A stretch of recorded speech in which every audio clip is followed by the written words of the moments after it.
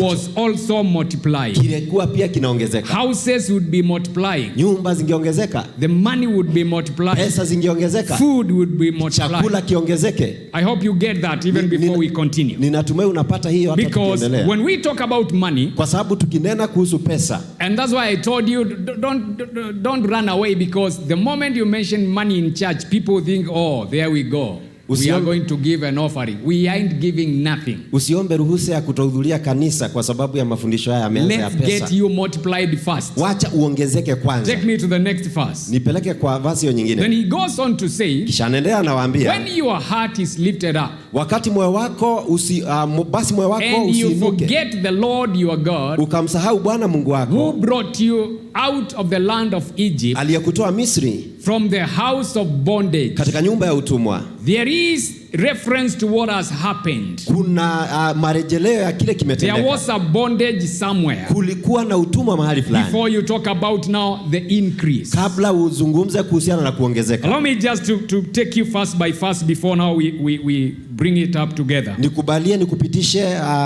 verse kwa verse. Next verse. Hiyo nyingine. Who led you no. Verse 14, there is somewhere. Or do not forget your God, usahau Mungu wako, who led you out of the house of bondage, aliyekutoa katika nyumba ya utumwa, who led you through that great and terrible wilderness, aliyekupitisha katika jangwa kubwa lenye kutisha, in which there were fiery serpents and scorpions and thirsty land where there was no water. Kulikokuwa na nyoka, moto, nge na nchi kiu isiyokuwa na maji. They left bondage, aliyekutolea, then they went through a period where they were in the wilderness. Walipitia katika jangwa baada ya kutoka kwenye utumwa. There were snakes, kulikuwa na majoka, there were scorpions, kulikuwa na nge. They had the land itself was thirsty, na nchi yenyewe ilikuwa ina kiu, there was no water, hapakuwa na maji, and he provided some water for them, na akawapa maji. Next verse. Hiyo nyingine, he fed you in the wilderness with manna. Alikulisha jangwani kwa mana.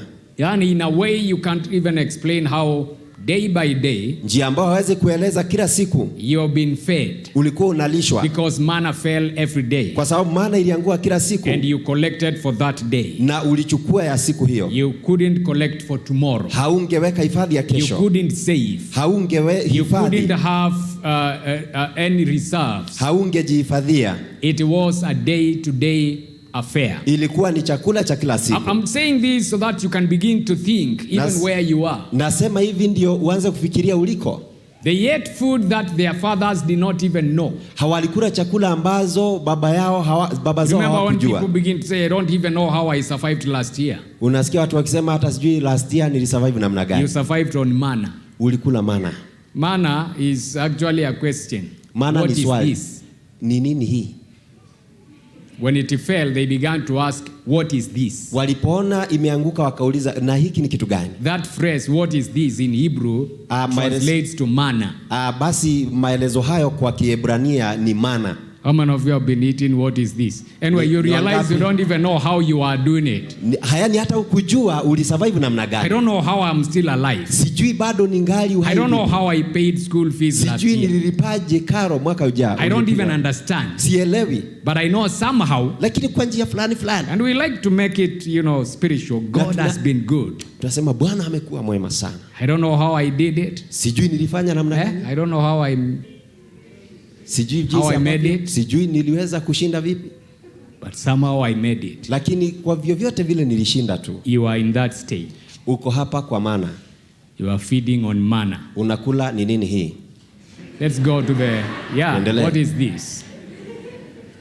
Even you hata wewe uelewi. You don't even understand. Let's go to the next verse. Twende katika hiyo nyingine. Then you begin to say in your heart, my power and my might and the might of my hand has gained me this wealth. Usiseme moyoni mwako, nguvu zangu na uwezo wa mkono wangu ndio ulionipa utajiri huu. They would begin to feel, my flocks are increasing. Wangeanza kuhisi kondoo wangu wanaongezeka. Everything I touch is multiplying. Chochote ninachogusa kinaongezeka. And now he's telling them, you will begin to feel like it is your hand that made you do that.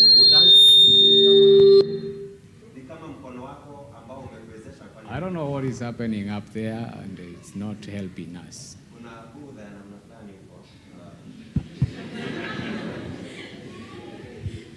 Then he gives them this warning. Kisha akawatahadharisha. Remember, kumbuka, it is the Lord your God. Ni Bwana Mungu wako. It is he who gives you the power. Ndiye ambaye anakupa nguvu. To get what? Ya kufanya nini? Wealth. Ya kupata utajiri. That he may establish his covenant with you. Ili aimarishe agano lake na wewe. So you have a promise here. Kwa hivyo uko na ahadi hapa. The flocks would increase. Kondoo wataongezeka. Everything would multiply. Kila kitu kitaongezeka. And you should not associate that with yourself. Na haifai, with your strength. Na usinasibishe na nguvu yako. It should be, inafaa kuwa, in your mind, katika mawazo yako. It is the Lord my God. Ni Bwana Mungu wangu. Who gives me the power. Ambaye hunipa nguvu. You need power. Unahitaji nguvu. To get wealth. Ili upate utajiri. You need power. Unahitaji nguvu. To create wealth. Ili uunde get utajiri. Riches.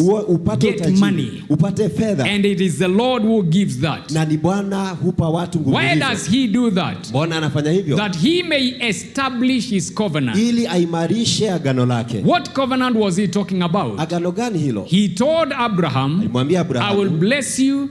You will be a blessing. Nitakubariki na utakuwa baraka. So that covenant would only be established. Kwa hivyo agano hilo litaimarishwa tu. As now the Lord begins to give them power to become wealthy. Bwana anapowapatia nguvu ya kuwa na utajiri. Remember, part of the things we are talking about this year is the Lord to confirm his word. Kumbuka mwaka huu kauli mbiu yetu ni kwamba Bwana adhibitishe neno lake. That covenant of God, agano hilo la Mungu, part of it, sehemu ya agano hilo, I'm deliberate using the word part of it, nena tu kimaksudi sehemu yake, has to do with wealth. Ina sehemu yake moja inahusu utajiri. Because it's not just about wealth. Kwa sababu si utajiri tu. The covenant we have with God, agano tulilo nalo na Mungu, first starts with my spirit. Inaanza na roho yangu. That God is saving me, Bwana ananikomboa, filling me with his spirit, ananijaza kwa roho wake, and every spiritual thing now that is necessary. Na kila kitu chochote. But then because I'm still on earth, na kwa kuwa niko duniani, where there are issues to do with gold, silver, money, mahali ambapo cattle, like he has said, kunahitajika mali hizi then zote. the covenant, part of the covenant being established, basi mojawapo ya kuimarisha agano hilo, means I also have an increase, I multiply. Inamaanisha pia nitakuwa na ongezeko la namna fulani. In terms of my money, katika fedha,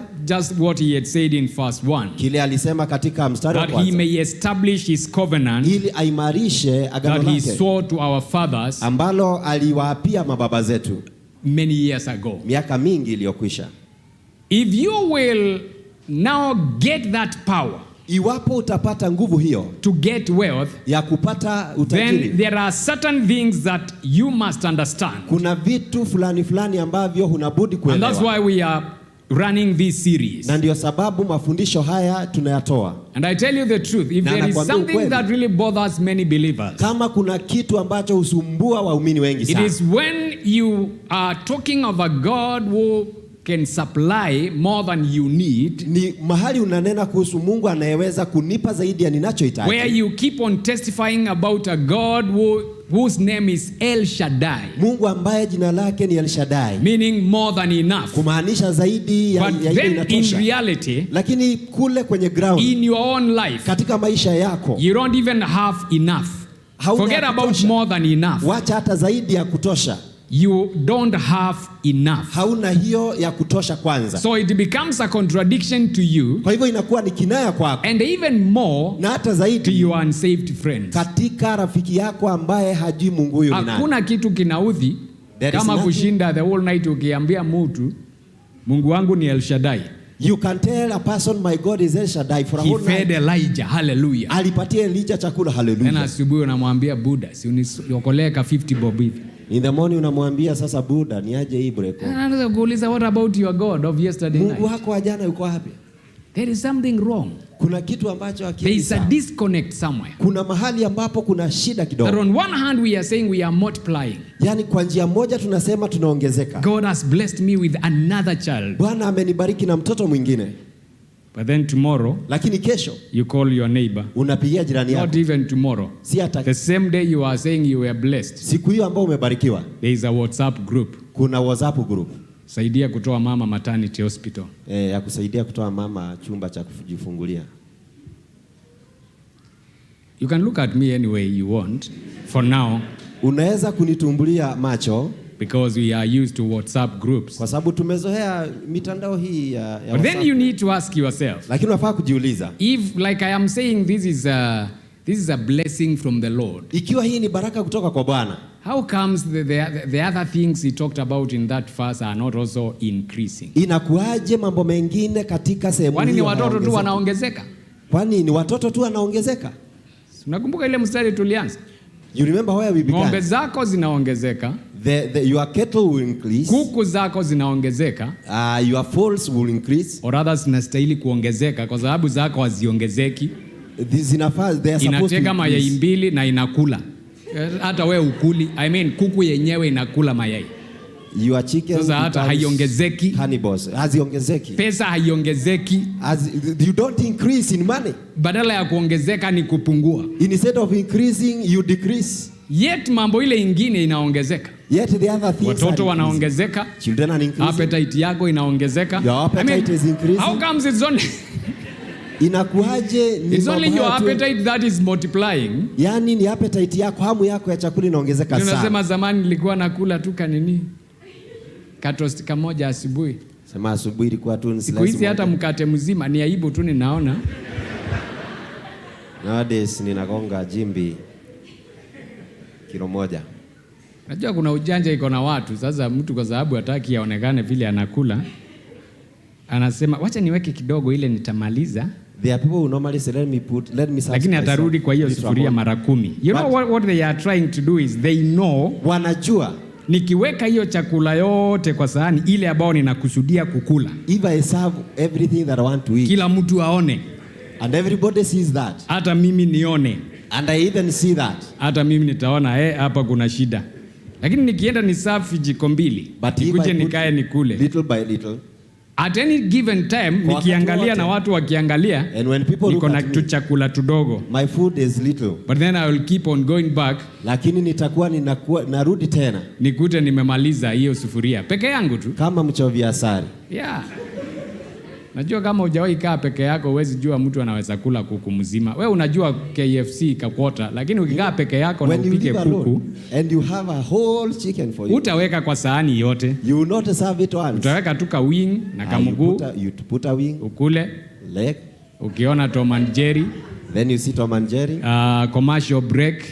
Uende uchukue kamugongo. You go and take the back. Nini urudie kanahitaji nini kagizard, uende kaimondo.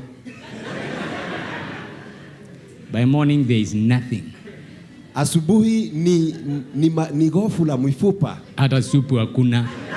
It's not even a soup, especially if you come from another side of this country. Hapo sisemi kitu. You know God has many people.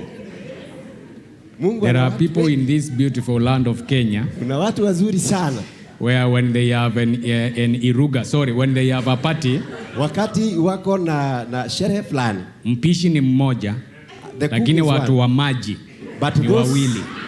But those who baptize food, watu wa kuongeza maji ni wawili. Gadhufu. Na hapo ndipo utajua kwa nini hata yenye inapika inaitwa thufuria. I mean, you know why it is called dhufu. Okay, let's go back to anini.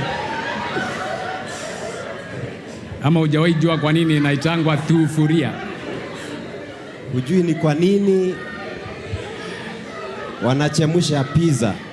But we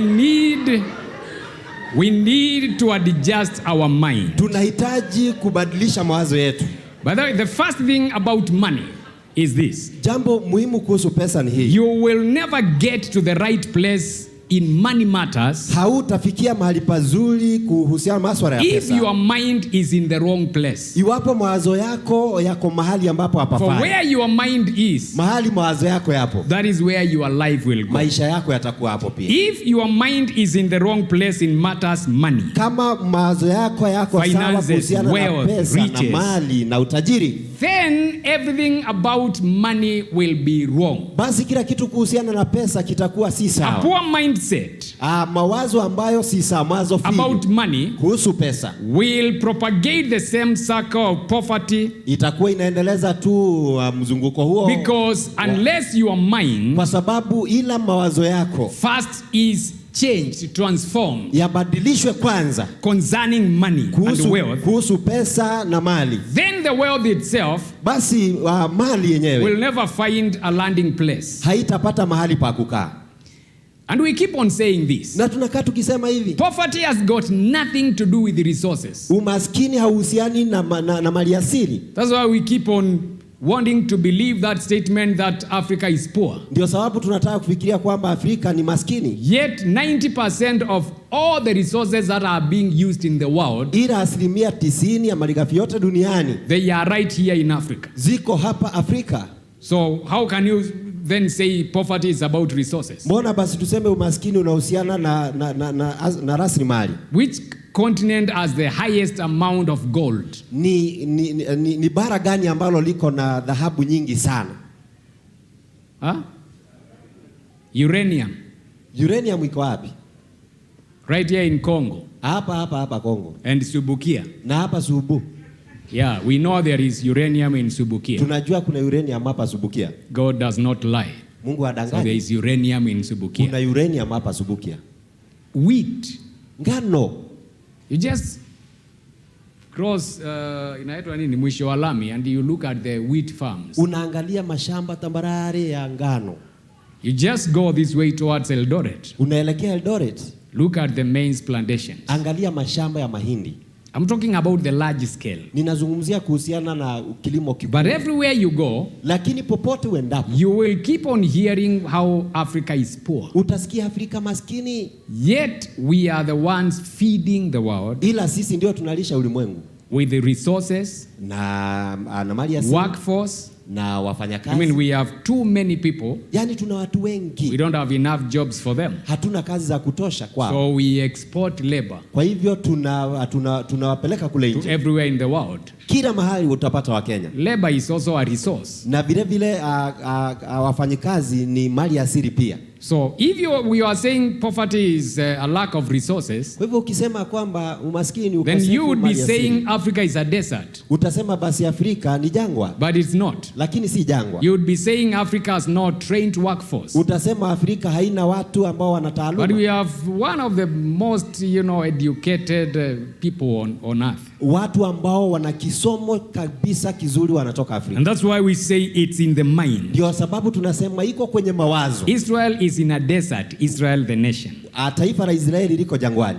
But they are able to export fruits and vegetables to all parts of the world. Lakini wanauza matunda na mboga kote duniani. So it's not about the resources. Kwa hivyo si kuhusiana it is the mind. Asili, ni mawazo. And like I told you the other day, na kama nilivyokuambia you just need to look at how people think, their thinking pattern about money, and you'll know it has got nothing to do with the resources. Utaangalia tu motifu ya watu ya kufikiria kuhusu pesa na ujue kwamba haitokani na ukosefu wa mali. Because you'll see a mother selling mayai ya kienyeji. Kwa sababu utaona mama akiuza mayai ya kuku wa kienyeji. Anunulie mtoto scones. Anunulie mtoto kaimati. So you begin to ask. Kisha unajiuliza. Even now, if you were thinking properly. Kabisa kama uko na urazini wa akili. Because we became poor, even in our thinking we are poor. Kwa sababu tulifanywa maskini hata kwenye akili zetu. We can't afford money, neither can we afford to think. Hatuna pesa na hatufikiri. Yeah. So, umeuza mayai ya kienyeji. You sold an egg. Which now from a nutritional point of view, ambao kutokana na lishe bora, it is far much better. Iko na virutubishi vingi sana. Lakini umeuza hiyo, but you sell that, ili ununue kaimati. To buy kaimati. Pe mtoto. Unauza maziwa. You sell milk. At throwaway price. Kwa pesa ya mkate. Ili ununulie mtoto soda. So that you can buy Fanta. Umununulie juice. Ununue sharubati. For a birthday. ya siku yake. Then jioni ameanza kupatwa na tonsils. And then in the evening akuwa na so ile pesa ingine ulikuwa umebakisha, the amount of money that remained, unanunua dawa, you buy medicine, antibiotic. Unanunua antibiotic. Then kwa sababu ya effect ya antibiotic, na kwa sababu ya the effect to a young child, the young mtoto anaanza kukatika meno. Anakuwa kibogoyo. I'm speaking medical things now. These are medical things. Because antibiotics ndio zinakata watoto meno. Because those are the things that destroy the teeth. Akona meno imekatika ni nusu. It's antibiotics. Ni dawa hizo za. So now you will have to incur another expense. Unaenda tena unatumia kutengeneza hiyo meno. Kupanda meno ingine. When will you ever have a real increase? Utaongezeka siku gani? It's an ending circle. Kama uko katika mzunguko wa umaskini. Yet it has got nothing to do with the resources. Ila haitokani na ukosefu wa mali. It has everything to do with what is in the mind. Ni kutokana na jinsi ambavyo unafikiria. And that's why, like someone said, na kama jinsi ambavyo mtu alisema, you just need to look at how Kenyans behave. Angalia vile wa Kenya wanafanya. You send someone 200 shillings. Unamtumia shilingi 200. You did not owe them anything. Haukuwa na haukuhitaji. But guess what the next thing they will tell you? Hukutuma ya kutoa. Ya kutoa iko wapi? Because already kwa sababu tayari anataka kuitoa. That is the thing. He wants to withdraw. But you give that same 200 to a rich person. Unampatia mtu tajiri 200. Hawaulizi ya kutoa. They do not even because they are not planning kuitoa. Kwa sababu hawana haja na kutoa hiyo pesa. Hana shida na kutoa. Thank you very much. Asante, ubarikiwe sana. Hata wahi kuambia ni kidogo. They will never complain it is little. Hiyo pesa umetuma ni kidogo. That amount of money you send is little. You see that statement? I just want to use very simple illustrations so that you can begin to see where our mind is wrong. Ninataka kutumia tu mfano rahisi ndio uone ni wapi mawazo yetu yana tatizo. Let's analyze that phrase. Angalia tu. Hiyo pesa haitoshi. That money is not enough. There is a presumption inastahili kutosha kitu fulani. Kuna kule kufikiria kwamba is supposed to be enough for something. Ama turudi shule ya lugha. Wakati unasema kitu haitoshi. When you say it is not enough. Haitoshi compared to what? It is not enough compared to what? Wakati unasema 100 haitoshi. When you are saying that 100 isn't enough. Haitoshi kufanya nini? To do what? 1,000,000 ndio inatosha? Is 1 million enough? Hapana, 1,000,000 haitoshi. 1 million is not enough. Kwa sababu ninataka gari. I want to buy a car. Range Rover. So 1,000,000 haitoshi. So 1 million isn't enough. Kama nilikuwa nataka Pro Box, if I wanted Pro Box, 1,000,000 inatosha. Those are 2 Pro Box. So hata hiyo 100. Even that 100. Ambao unasema haitoshi. That you are complaining. Ni kwa sababu mawazo yako already yako na budget fulani. It is because in your mind. Kwa sababu 100 inatosha. Because 100 is enough. Vitu zingine, some things, lakini sio kile already kiko kwa mawazo yako. But it is not what you are thinking. Si 100 inatosha. 100 is enough. Fare ya kunitoa hapa kuenda wapi? Na boda boda, Njoro. To go to Njoro. Si 100 inanitosha. 100 is. Si 100 inatosha kuingia matatu hapa niende Nakuru. It is enough to take me to. So wakati unasema haitoshi, so when you are saying it is already there is a presumption kuna kule that this money is supposed to do something, inafaa kufanya kitu, and it is not enough. Na kitoshi. But that something, lakini hicho kitu, when you begin to define it, ukianza kukipatia you see the problem now is not in the money. Utapata tatizo liko kwenye pesa. The problem was in my mind. Lilikuwa katika mawazo. Because any amount of money, kwa sababu kiwango fulani cha pesa, it is still enough for something. Kinatosha kitu fulani. But then when you say it is not enough, ila ukisema haitoshi, it is in reference to something else. Ni kutokana na kitu kingine. Yes, as you are busy saying I need 10 million. Kama unaendelea kusema there is someone who has 10 million. Kuna mtu ana milioni 10. And they are following up with every bank to get more money. Na wanatafuta benki wapewe mkopo because zaidi. That 10 million is not enough. Kwa sababu milioni 10 hazitoshi. For something that they want to do. Kitu fulani ambacho wanataka. So you need your mind to be in the right place. Kwa hivyo mawazo yako kwanza yawe mahali panapostahili. For the now money to be to come to the right place. Ili pesa zije mahali zinafaa. Now, some of the attitudes we need to get rid of, so that now we begin to tie this up. Baadhi ya mielekeo ambayo tunafaa kuondoa.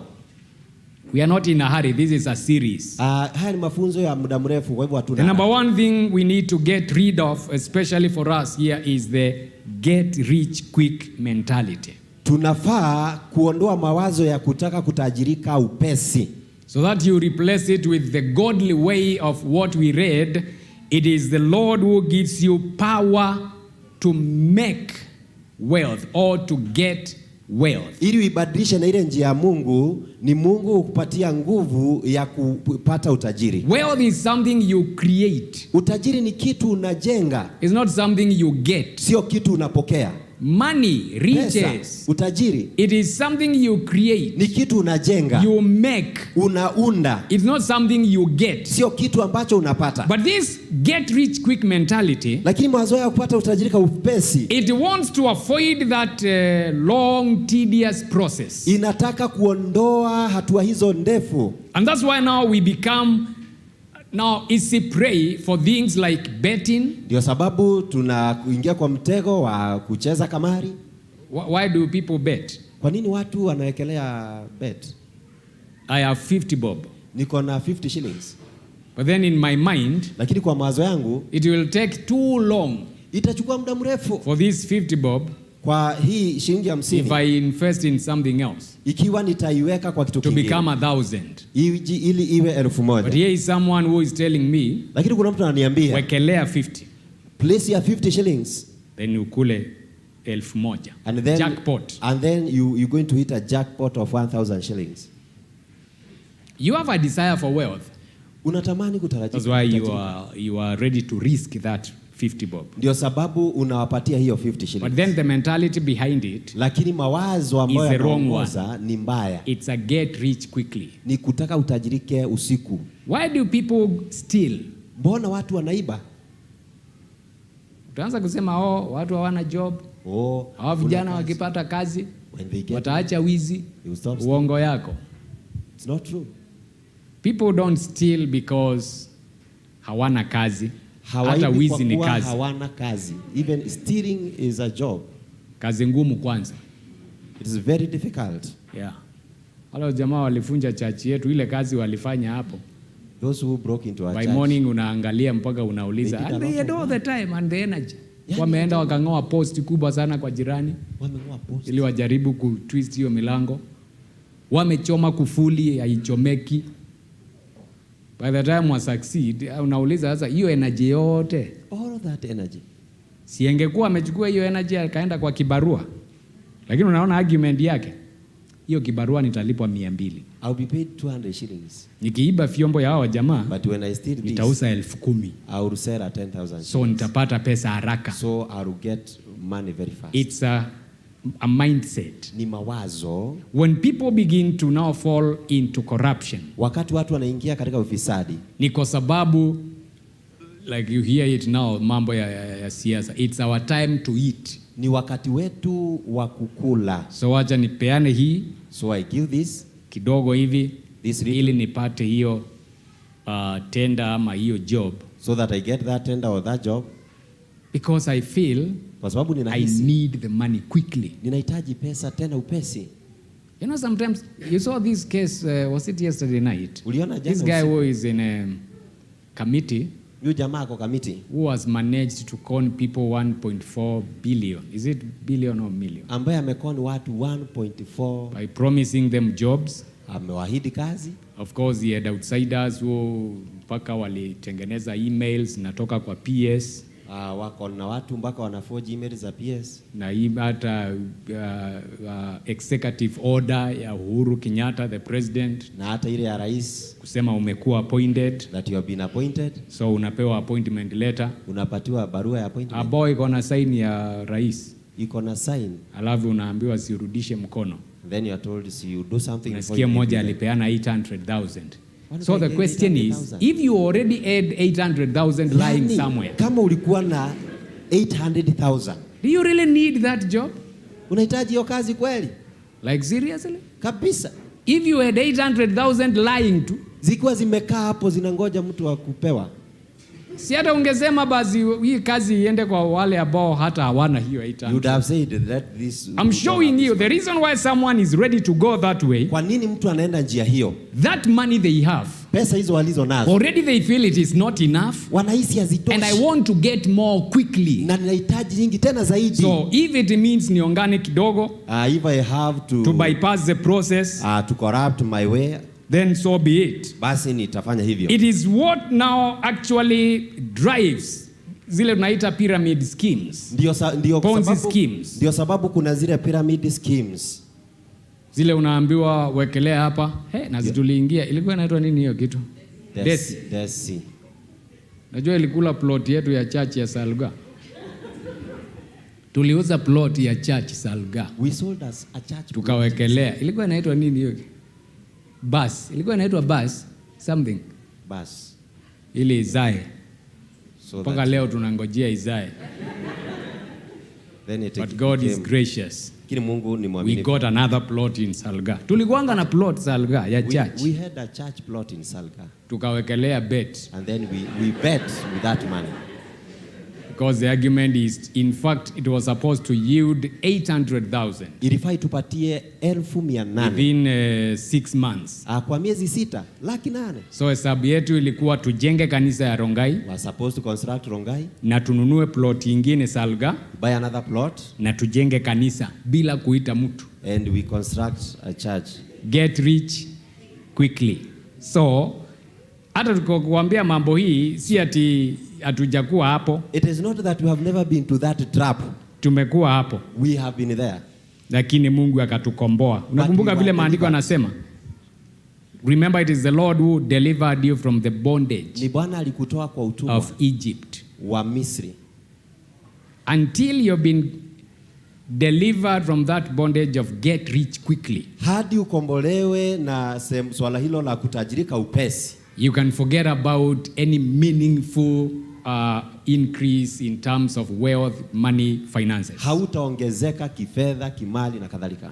Why? Kwa nini? Because even whatever increase you get, kwa sababu hata ongezeko lile utakalo you will see a scheme somewhere bado utapata that promises returns quickly. Unakuambia kwamba utapata mazao upesi. Maybe now betting, pengine kucheza kamari, pyramid schemes and other scammers, na wezi wengine wa aina mbalimbali. We begin to tell you, bring your money here. Wanakuambia hata pesa, we will multiply it. Tutairudufisha. Na mtu kabisa ako na degree anapeleka pesa. Ile sasa inaitwa wash. Kwa watu wa wash. Those are not comedies.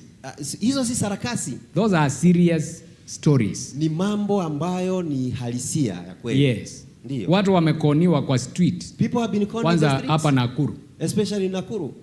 Na watu wanajua umetoka umepata kapesa yako pale. They know you are from the bank. I think these guys work in collusion with the guys in the bank. Wanafanya kazi tu. Because they don't stop anyone. Hawasimamishi kila mtu. They stop mwenye ametoka kuchukua ka loan ama ka dividend. They know whoever has. So they are not doing it at random. Kwa hivyo hawafanyi tu kwa kubahatisha. It's not random. Si wabahatishi. Either they are in collusion with the bank. Wanajua watu wako kwa bank. Or they can smell the money in your pocket. Ama wako na hackers. But whichever the case, lakini kwa njia they will get you. Watakupata. Begin to promise you. Anza kuahidi. Some of them will even use the Bible. Wengine hata watakuwa na Biblia. God is saying you have not been giving to the poor. Bwana atasema haujawahi kupatia. That's why kwako kuna shida. Nani hana shida? Who does not have a problem? Hata mimi niko na shida saa hizi na nisumbua. Even now I have a problem. So mtu akiniambia niko na shida, kweli niko na shida. I have the problem. Yes.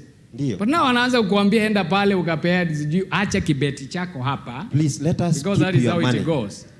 Sasa ile mnaongea mwingine anakuja, hey prophet of God, blah blah blah blah.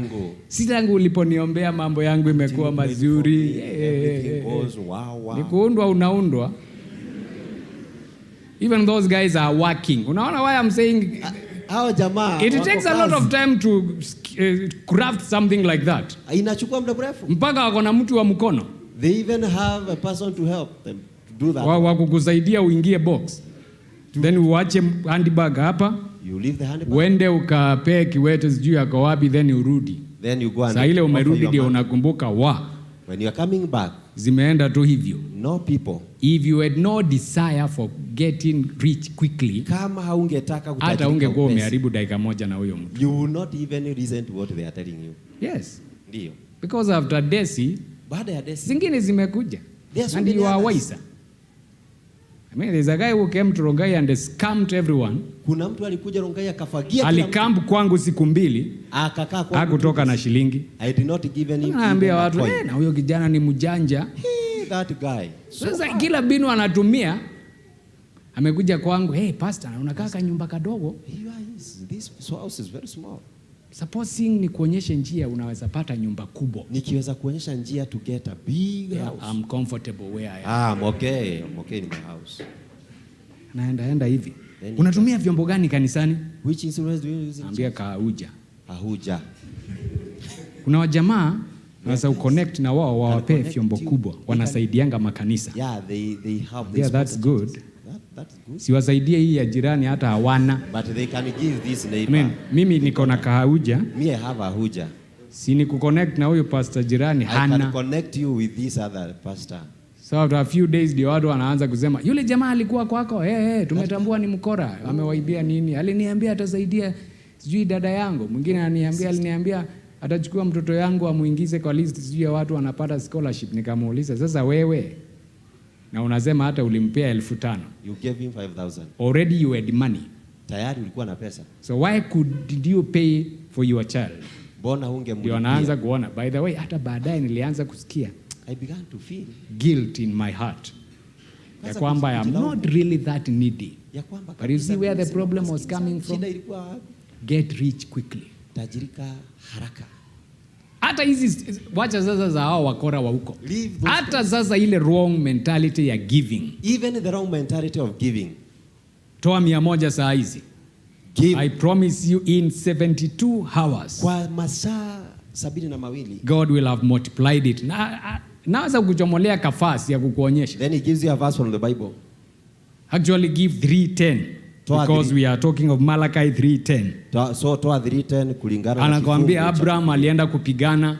Alikuwa na wanajeshi wangapi? Kuwa na wanajeshi wangapi? 300. 318. Trained in his house. Katika nyumba yake. The Bible says Abraham recovered all. Na Biblia inasema huu ndio ufunuo umeanguka saa hii. Hallelujah. This is the freshest. Yeyote ambaye atatoa mbegu ya 3:18. Whoever shall give you will recover everything. Utaporejesha kila kitu. Wewe unaanza kukumbuka everything. Hata you can't define everything. Hata huwezi sema everything ni nini. You will give the 3:18. Unatuma haraka. Na naanza kukuambia wale wako serious. Those who are serious. You give it in multiples. Utaipatiana 3:18. Kama unataka hiyo next step 3:18 times 2. You know hivi. Unakuta mtu amepiga hesabu 3:18 times 10. So that I can recover times 10. Ili nipate mara. Ukianza kumuuliza what are you recovering? Ni kitu gani hiyo unarejesha kwanza? Ataanza Mungu amezungumza Bwana. I will recover everything. Hallelujah. What are you recovering? Ni kitu gani unarejesha? Recovery means you lost. Inamaanisha umepoteza kitu, ndio. So what have you lost? Umepoteza nini? You see? Unaona? But already the problem is there is a get rich quickly. Lakini tatizo ni kwamba mawazo ya kutaka utajirika upesi. And it overrides anything else. Na inafagia kila kitu. It makes you unable to think logically. Inakuzuilia kufikiria kwa urazini. It takes away the patience. Inaondoa ile subira. Of you investing that 3:18. Ya wewe kuwekeza hiyo to buy something. Kununua kitu. And sell it at a profit. Na uuze kwa take the 3:18, bank it somewhere, au iweke mahali, so that it generates interest, ili iweze kuupatia riba. But of course when you look at the interest, lakini ukiangalia riba, tunakwambia 3:18, hata even hata wangekubali, even if they accept that, ambao hawezi kubali kwa sababu wanasema hiyo ni pesa kidogo hata kupata interest. You know why? Kwa nini? Because the interest itself kwa sababu riba will be so little, even the bank cannot eat anything out of it. Itakuwa kidogo hata benki. Because wataanza kusema interest hizi ni maybe 10%. Interest ni 10% per year. Kwa mwaka. So unaanza kuimagine 3:18 the whole year. 3:18 mwaka mzima. Those are a few shillings. Ni shilingi vishi. Lakini hapa kuna mtu ananiambia hii 3:18. Lakini mtu ananiambia 3:18. By the end of this year, mwisho wa mwaka huu, you'll be driving. Utakuwa unaendesha Mercedes Benz. So unaichangamkia. So you send the money. So mwaka unaisha. Where is your car? Ama umeacha nyumbani kwa sababu hatuna parking. Nauliza gari liko wapi? You are supposed to be in your house by last year actually. Ulifaa kuwa katika nyumba yako mwaka jana. What happened to the house? Nini kilitendekea nyumba? Ama inapakwa rangi. Or they are finishing house. I hope in the midst of kucheka you are seeing where the sense is. Natumai unaona the get rich quickly mentality mawazo haya kutaka kutajirika usiku actually moja is another excuse for laziness. Ni njia nyingine ya kueleza laziness. Kuficha. Ni njia because I want to jump ya kuficha from 0 to 100. Ninataka niruke kutoka 0 hadi kwa 100 in seconds. Kwa sekunde chache tu. Unajua ile terminology wanasemanga utumianga kuuza gari. It accelerates 0 to 100. Yani inaongeza kasi 0 hadi 100 kwa in 11 seconds. Kwa sekunde 11. But in reality, lakini katika uhalisia, who wants to hiyo gari in 10 seconds hata zijafika hapa kwa gate? Who really wants sasa nikitoa hiyo gari hapa by the time nifike kwa gate hata 10 seconds imeisha. Unataka niwe nimefika 100 kilometers per hour. Hata hiyo gate iko na bump. Anyway, you see the sense? That kind of mentality is already wrong. Sasa mawazo hayo tayari hayako sawa. The reason why wealth gotten in that quick thing doesn't help.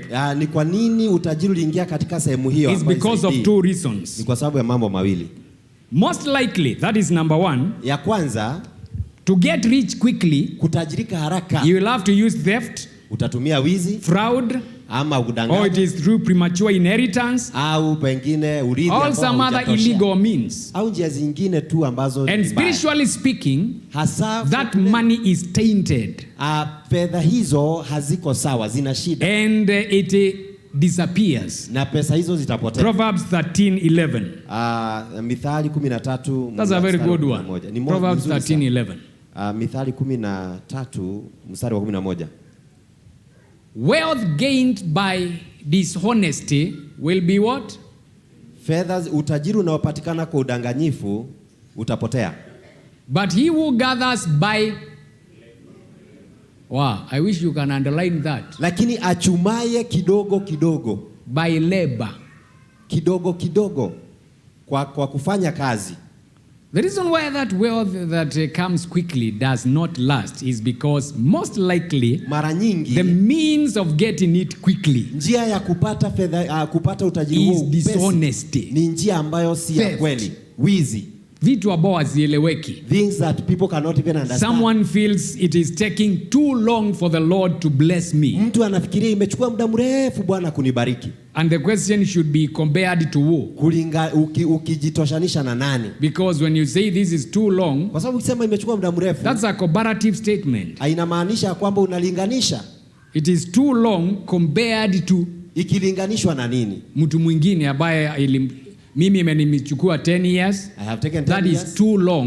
Ni muda mrefu. Compared to this one. Kilinganishwa na huyu. Alipata hiyo pesa niko nayo in 1 month. Ambaye alipata that money kwa mwezi mmoja. Even when you hear people now begin to say, nilifika mahali nikaamua niingie kuabudu shetani ili nitajirike haraka. Even those who go to worship the devil, it is still the same thing. Ni kitu hicho hicho. They felt God was taking too long. Waliona Mungu anaenda pole pole. That is why that verse says, he who gathers by labor, ndio Biblia inasema yule afanyaye kazi step by step, kidogo kidogo, they will increase. Wataongezeka. But wealth gained by dishonesty, lakini mali inayopatikana kwa njia ya udanganyifu, it will be diminished. Itapotea. The second reason why wealth gotten quickly doesn't abide, sababu pia mali inayopatikana upesi haikai, haidumu, is because we do not have the accompanying mindset.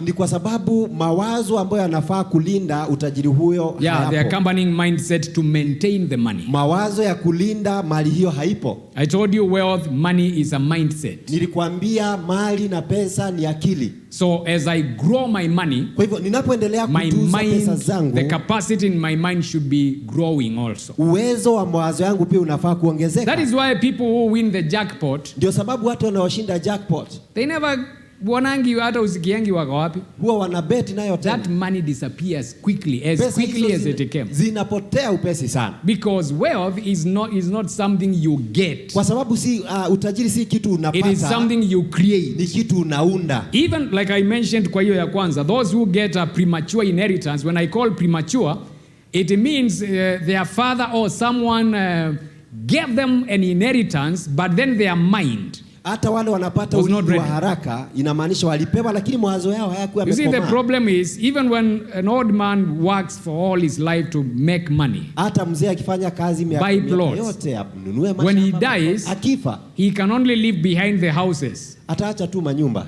and the land na shamba. He cannot leave his brain. Hawezi acha akili.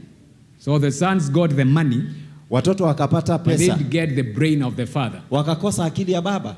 So you get a jackpot, you win the jackpot, unashinda jackpot, you got the millions, ukapata mamilioni. Unfortunately, lakini there is nowhere you can bet your mind. Hakuna mahali ambapo unaweza kubeti upewe akili. Yeah, so that you also get jackpot ya akili. Ili upate jackpot ya akili. So the wealth disappears. Kwa hivyo pesa zinapotea. Because there must be an accompanying mindset. Kwa sababu kunafaa kuwe na mawazo ya kulinda utajiri huo.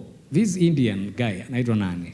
Huyu mtu kutoka India, rich businessman in this country. Mtu tajiri sana katika nchi hii. He was interviewed by another guy who teaches things about investments. Alikuwa anahojiwa na mtu mwingine ambaye anafundisha kuhusu uwekezaji. Akasema he sat with that guy for 1 hour. Alikaa naye kwa saa moja. Or rather paid to sit with that guy for 1 hour. Alimlipa amuulize maswali kwa saa moja. Because even those guys who are rich, they don't have all this time you have to waste. Kwa sababu hawa watu ambao ni matajiri hawana muda huu wote hawana. That's why we are talking of a mindset. Ndio sababu tunanena kuhusiana na mawazo. Ati wewe uko na the whole day. Wewe uko na siku mzima. Mpaka kila media house, kila page wamekupea top fan badge. Yani unaitwa wewe ndio top, yani shabiki mkubwa sana. Because you are a fan. Kwa sababu wewe kabisa ni shabiki. Citizen, wewe ni fan. Citizen. And to become top, it means everything you like or you comment. Na inamaanisha kwamba wewe una like kila kitu ama unaongea kuhusiana na But then you keep on saying I don't have time. Lakini unasema sina wakati. Hata sina kazi ya kutafuta kazi. I don't have time to look for work. But you have time to comment nonsense. Lakini uko na wakati wa kucomment. You have time to click every funny looking link. Yani kila link yoyote ambayo inatumwa. Click here to see what Ruto just did. Bonyeza hapa uangalie hustle alifanya nini. So anyway, this guy interviewed that rich man. Akamhoji yule mtu tajiri. And then this guy told him. Kisha akamwambia, my approach in business and life is I don't give money to poor people.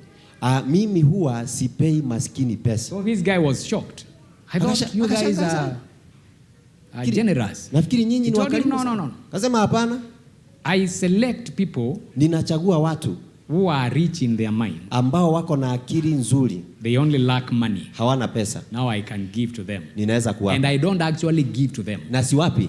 I loan to them. Ninawakopesha. Free of interest. Ninawakopesha. So I look at a young man. Bila riba. Naona mtu who akili iko sawa. Ambaye pesa ndio hana. They don't have money but they are good in brains. So I offer to sponsor his startup company. Kwa hivyo ninajaribu kumsaidia kampuni yake. I give him 100,000. Nampatia 1,000,000. Tell him every month. Kila mwezi. Anirudishie 10,000. You bring me 10,000. If he does that for 1 year. Akifanya hivyo kwa mwaka mmoja. I go see how the business is doing. Naenda kuangalia biashara ikoje. I offer to fund the next phase of the business. Ninataka kumsaidia. But he must return the money. Lakini lazima arudishe pesa. Because that guy was saying. Kwa sababu alikuwa anasema. I realized. Niligundua. If you take 2 young people. Ukichukua watu vijana wawili. One from a rich family. Mmoja kutoka another from a poor family. Mwingine kutoka maskini. And give them 1 million shillings. Na uwapatie milioni moja. Then tell them we are going to come back after 5 years. Na uambie tutarudi baada ya miaka 5. Tuone vile mmeendelea. To see what you are doing. The rich kid, yule tajiri, in 5 years, kwa miaka 5, will have made more money. Atakuwa na fedha nyingi zaidi. He will come back with the companies. Atakuja na makampuni. The poor kid, yule maskini, will come back in tatters. Atakuja amerarukiwa. If he will be still alive. Kama bado atakuwa uhai kwanza. Because he didn't have the mind. Kwa sababu hakuwa na mawazo. To handle the million. Alinunua zote kangumu. Yeah. He got the money. pata pesa, decided now this is the time to buy a car, huu ni wakati wa kununua gari which he doesn't need. ambayo hatahitaji. He decides this is the time to date that girl I've always been wanting to date. Huu ni wakati wa kutafuta yule msichana mrembo. But I couldn't afford to take her to Java. Lakini singempeleka Java. So alikuwa amenikataa. Alikuwa amenikataa. Sasa ni ile unaanza kumwambia babe, kuja nikupeleke Java. I'm loaded. Niko na pesa. And even the girl you are talking about, na hata yule msichana anazungumzia, if she is rich, kama yeye ni tajiri, atakwambia I'm already in Java. Atakwambia niko huko Java. Paying for myself. Ninajinunulia kahawa. Najua hiyo imekupita kwa sababu unangojea fare kesho. You're waiting for fare tomorrow. But money needs a certain mindset. Lakini pesa zinahitaji akili za namna fulani to accompany it, ili uweze kudumisha fedha hizo. Let me give you a strange verse. Wacha nikupatie verse Jeremiah 17:11. Sio kawaida. Jeremiah 17. Money starts with the mind. Fedha zinaanza kwa akili. That's why even if you were given, hiyo unashinda ukiambia Mungu nipee pesa. Hiyo that which you are asking God, let me help money. you. Ambia Mungu hebu achana na hiyo pesa. Tell God I don't need that money. Nipee akili. Give me brains. Pesa itakuja. Hata Sulemani hakuomba pesa. Even Solomon did not ask for money. Yeah. He asked for wisdom. Aliomba hekima. Of course I know, especially as Pentecostals. Najua sisi wa Pentekoste. You read that and you begin to think the wisdom, when he asked for wisdom, God gave him, literally poured money to him. Ni kama unafikiri kwa Mungu alimumwagia pesa hivi. Go to the books of Kings, Chronicles. Falme, mambo ya nyakati. You begin to realize Solomon, utagundua kwamba Suleiman, ili apate hiyo wealth unaona, to get that wealth, he linked up with another guy, aliungana na mtu mwingine, who knew where to get gold of Ophir. Mahali ambapo alijua kutopata gold ya Ophir. That guy had ships.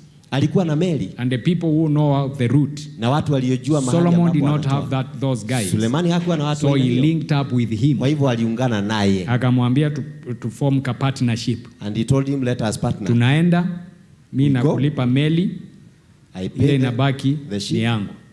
That is how they brought what? Hivyo ndivyo walipata nini? 420 talents. Those are tons. Yani tani 400 of gold. Za dhahabu. So the guy was not given, it's not rain from heaven. Si kwamba ati zilianguka huko. By the way, you just studied Solomon. Wewe angalia the guy began to import monkeys from not China, from India. It is in your Bible. Alianza kutafuta bidhaa kutoka India. Shida hata hiyo usomangi, wewe ukisoma aliomba wisdom, hata hiyo ya wisdom uonangi, God gave him wealth. Sasa hii ya wealth tu ndio uliona. Unaenda wealth. Hiyo story yote ya vile aliomba wisdom uonangi. Jinsi ambavyo this guy began to build an empire. Alianza kujenga a business empire. Yani himaya ya biashara. Kwani hizo mangi alikuwa anakula? No, Israelites don't eat monkeys. Those were pets. He began to sell. Akaanza kuuza. You know, there are people who have no problem paying 20,000 to buy a pet ya mangi. Unajua kuna mtu ana shida kupatia 20,000 umuuzie tumbiri. Lakini saa hizi nikikwambia sasa, omba Mungu akuonyeshe mahali unaweza toa nugu uuzie watu. Hiyo sio. Sema nyani. Huyo sio pastor. No, that wacha niende kwa mtu ambaye ataniambia nilete hiyo pesa, tuombee aibarikishe, nitajirike. And they become rich. Nawezaje kupata pesa kutoka kwa nugu? Ask Solomon. Uliza Sulemani. He began to import monkeys from India. Alianza kutoa nyani. I'm showing you this so that you begin to see, even when you begin to say that he got money, the Bible is very clear. He asked for wisdom. Aliuliza hekima. When the Bible says alitengeneza mithali, 3,000, I don't know 3,000. Wakati Biblia inasema kwamba alikuwa na methali. Kwani unadhani zilikuwa zinapeanwa for free? Hakuwa ati anapea watu methali. Au watu walikuwa wanakuja kuconsult Solomon. Watu walikuwa wanakuja for wisdom. Kings came to consult Solomon.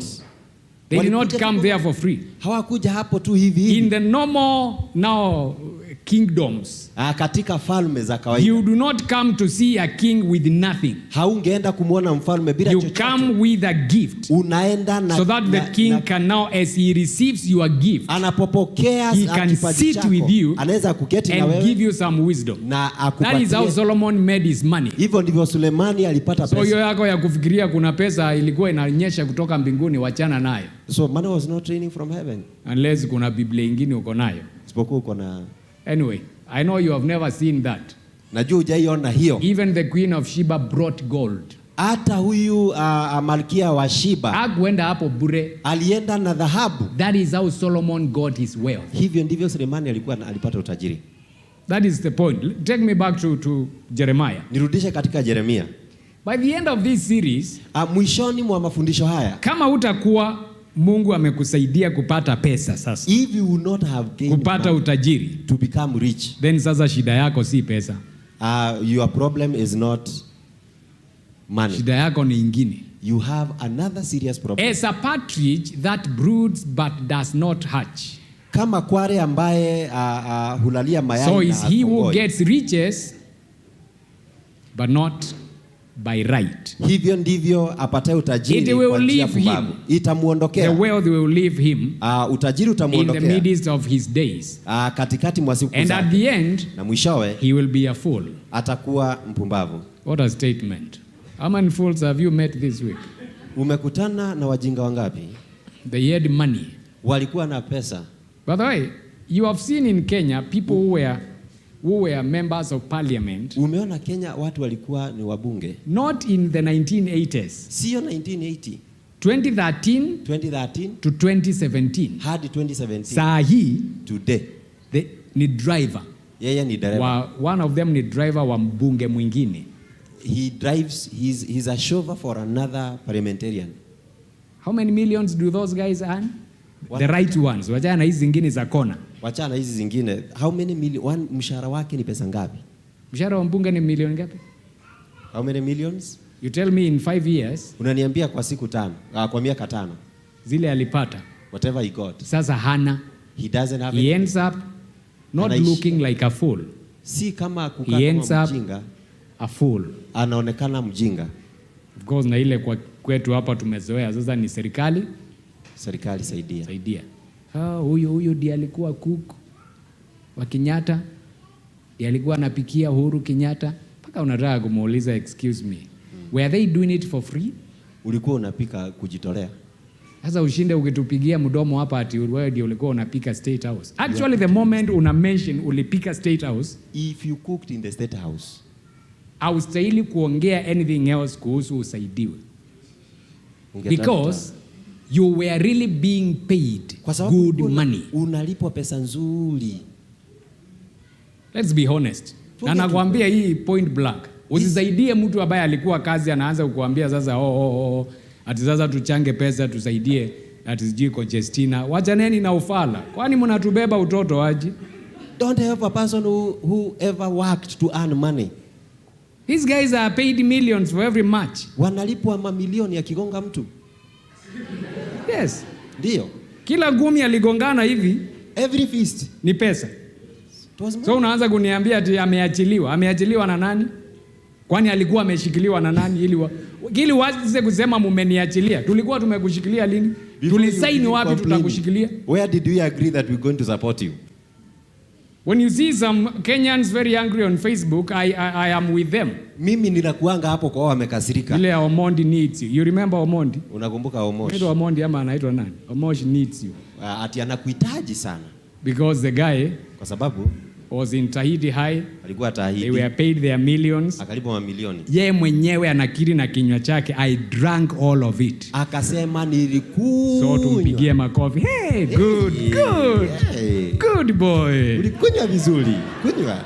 Then arudi atuambie sasa munisaidie. And then he tells you help me. Na sisi na generosity yetu tuchange pesa. Na ukarimu. Tumjengee nyumba. We build and the guy comes and says hii nyumba ni kidogo. He said ni kidogo sana. Hamujanisaidia ya kutosha. You have not helped me enough. Now you know why Kenyans were angry and saying Omosh needs you. Omosh anakuhitaji sana. To keep on working. Ili aendelee na maisha. Some of these things you need to look at them na uanze kujiuliza. Kuna hii tunaitwaje hii funny things. Anaitwa mkuu kamoja kananisekeshanga ni mahali amepigwa amelala hivi anasema we jenga taifa. You build the nation. Nitakuja kupaka rangi. I'll come to paint. Sababu kila mtu anasema ako busy katika ujenzi wa taifa. They say we are busy building the nation. Wewe jenga. You make the nation. Wachana na mimi. Ukimaliza kujenga. Once you are through. Uniite nipake rangi. I'll do the finishing. Let's go back to the partridge. Turudi tena mahali tulianzia. Now, this bird, and you can Google this by the way. Na ndege huyu, because there is a big lesson in this that kuna mafunzo you sana. May need to get now the biological part behind it. Unahitaji kutafuta huyu kware huyu. Actually another translation says, ingine inasema eggs she did not lay. Because what this bird does, vile ambayo ndege huyu anafanya, it is a lazy bird. Ni ndege ambaye ni mzembe and sana. It doesn't want to work. Na hataki kufanya kazi. So what it does, vile anafanya, when it wants to lay eggs, akitaka kutaga mayai, inatafutanga kiota ya ndege mwingine, looks for another, ambaye ametega mayai, another, then akiondoka, when that other bird goes away, anaacha mayai yake, comes and lays eggs, so that you can be lying on ulaliange mayai yako.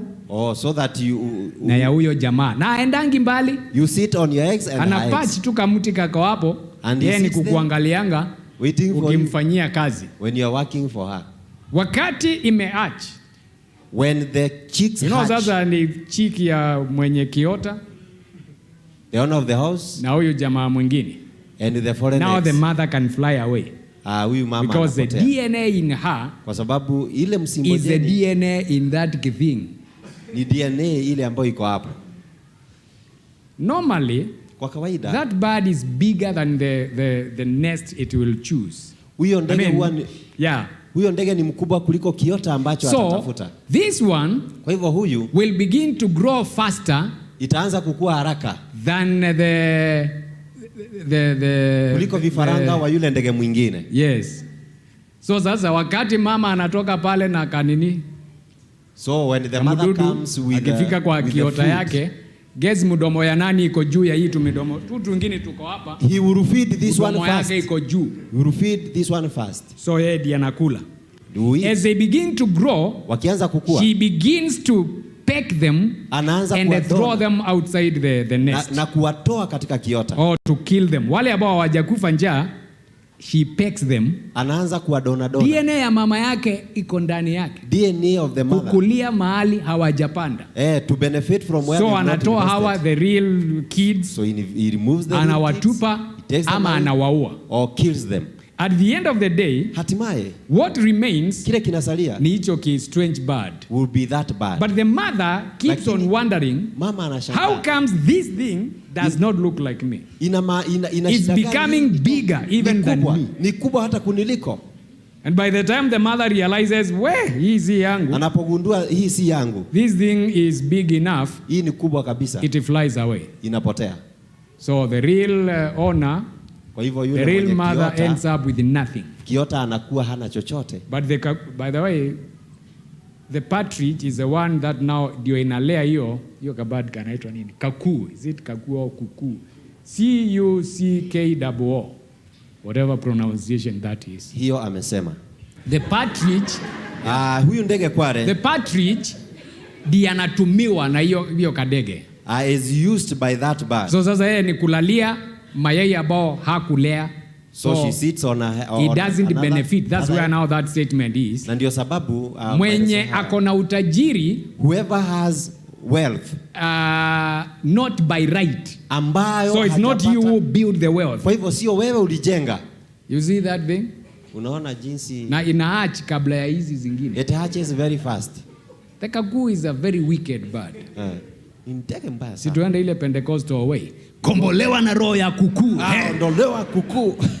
Ya kutaka kukulia what is never yours. To want to benefit from Your what mind is not yours. Mawazo yako does not have the capacity to maintain the money. hayana uwezo wa kutunza pesa. You Google the story ya kuku, hiyo kuku, whatever it is, you'll be very surprised at how that bird manages not.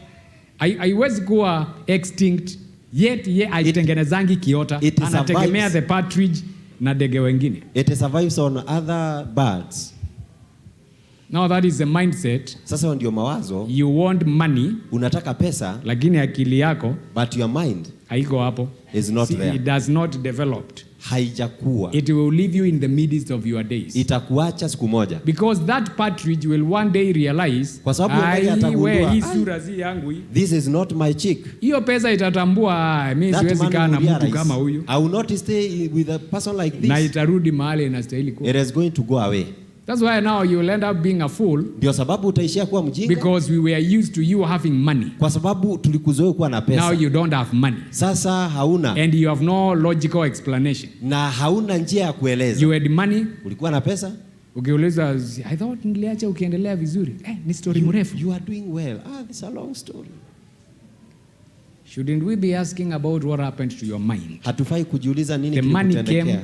Pesa zilikuja? The mind never came. Mawazo hayakuja. There is a mindset. Kuna mawazo fulani to maintain money. Ya kutunza pesa. And that is why at the end of it all, na ndio sababu mwisho wa kila kitu, if the mindset is not right, kama mawazo si sawa, it doesn't matter who gives you what. Haijalishi nani anakupa nini. It doesn't matter the inheritance you get. Haijalishi urithi unaopokezwa. Kwanza hiyo ya inheritance. Kwanza that one for many inheritance. people who inherit, watu wengi ambao because they only inherit the money, kwa sababu wanarithi tu pesa, si akili, they end up spoiling the inheritance. Wanaharibu urithi. Mzee ameishi akijenga empire yake ya biashara. The sons only need 1 year. Vijana wanahitaji mwaka moja. Wameharibu yote. Wabomoe kila kitu. Wanafuta wale walikuwa hapo. They sack everybody. They hire their girlfriends. Wanatafuta. Wanakuliwa up. They are selling property. Wanauza nyumba. Recklessly. Yani wanauza tu. Because the money was never his. Kwa sababu pesa hazikuwa zake. The one who got that wealth, yule alipata utajiri huo, who created the wealth, aliyeunda, and that's the word you keep on hearing, they know the pain. Wanajua uchungu. So sasa yeye kumwambia ati auze tu, to tell them to anakuuliza nauza ya nini? I'm selling it for what? Yeah. Wazee wengi atakuuliza hivi, ati unaniambia niuze. Ni unauza ya nini? Tunauza ya nini? I'm selling it for. Then anaanza kukumbusha. Then he begins. Unajua how I struggle to get that? Do you know how I struggle to get He's this? telling you. Anakuambia. The money that you see. Fedha unazoona. And the mind. Na mawazo. They grew together. Zilikuwa pamoja. But here is someone who received the car. Lakini kuna mtu alipokea tu. So yeye anaona hii hata gari ni kidogo. This is something small. Ama ngoo yangu anapewa gari na serikali, anaanza kusema hata haina mafuta. Was given a car by the government and says. I hope you see why some of these things, in as much as tutapiga kona mingi, let's go back to the real place. Wacha tuende mahali pale mwanzo. What is your mindset? Mawazo yako yako about money? Kuhusu pesa. Money gotten through quick means. Pesa zinazopatikana kwa njia za upesi. It doesn't last. Haikai. For those two reasons. Kwa sababu hizo mbili. Now the next thing for today, so that we can wind up there. Ili tumalizie.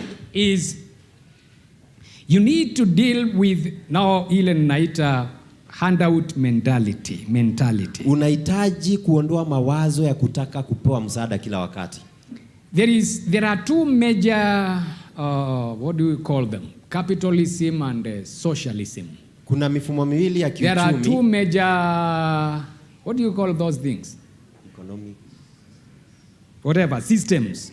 Mifumo ya kiuchumi.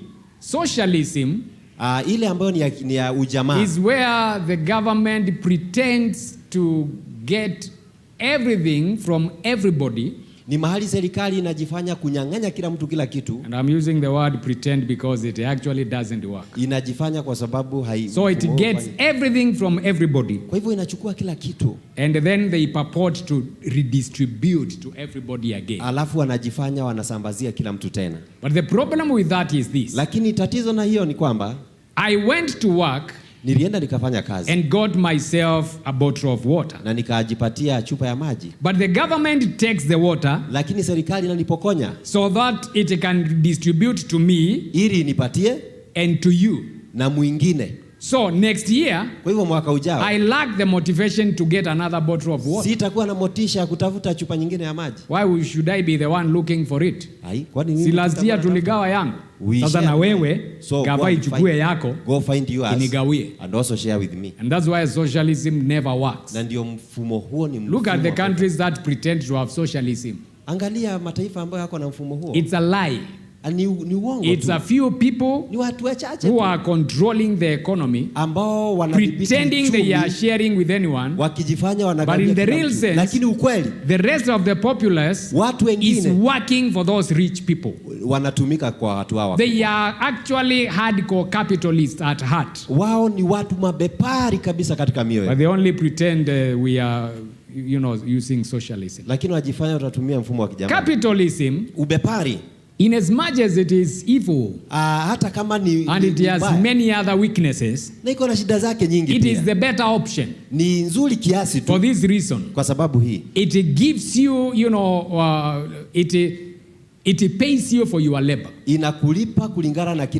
Of course, as you begin to compete, because capitalism is about competition, some other things will begin to crop up. That competition must be ruthless. I must try to outbuy my competitors, to push them out of the business using unfair means, so that I can have the monopoly.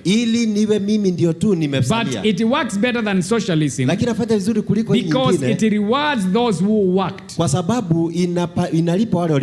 forget about the excesses.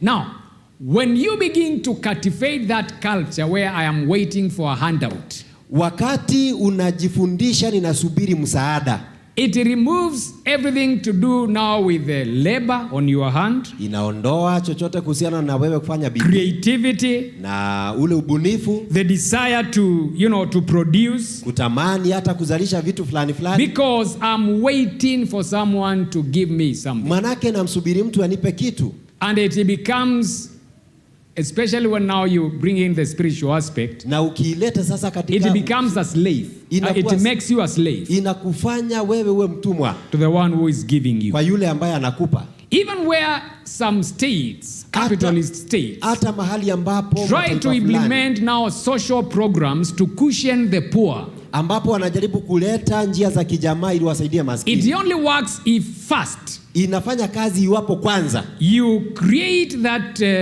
mindset that shuns that handout. Unaondoa mawazo haya ya kufikiria kutaka msaada kila wakati. So that when someone now has to go for what they call the social welfare check, ili mtu kama lazima ende hundi, they feel so ashamed to go there. Wanahisi kwamba wanaibu sana, because they would rather work. Kwa sababu afadhali wafanya kazi. But you try that in Kenya. Jaribu Kenya. Yeah. Sasa wanze kusema sasa what we'll do, kile tutafanya, tutakupea geri 5,000. Tutakupea 5,000 kwa sababu una kazi. Because you are, I'll make sure next month sina kazi. Nitahakikisha ninafutwa kila mwezi. Ili nipate nini? Ndio nipate handout 5,000. Wewe hujaona watu wako kwa serikali, government employees, permanent and pensionable, wameajiriwa kwa mfumo wa kudumu, wakienda kukiu kwa chief, and they go to key in the chief's office, kwa sababu kuna handout imekuja, because there is a certain handout, kuna chakula ya msaada imekuja, there is free food. Unakuta mwalimu mzima, you find a whole principal. Kwa hapo kwanza za hizi mask inasaidia, with the 2 masks. Ili ujue it's a mindset. Na ujue kwamba ni mawazo. Hata akifika hapo chief akitambua, kwani mwalimu uko hapa, anambia please chief, shika hiyo, nyamaza, take this. So anampea 200, gives the chief 200. Chief anamwambia sasa wewe tunataka watu kama wewe. We want wewe ndio unajua kazi. You know how to. So wale wengine walikuwa wanapewa gorogoro moja, those were given 1, wewe unapewa gorogoro 2. You get 2. Naona nyumbani ukisema siku hizi lazima ujanjaruke. nowadays you have to be sharp. Unadhani umejanjaruka? You think that you are wise. But you have just deleted wealth. Lakini umefuta utajiri. From yourself.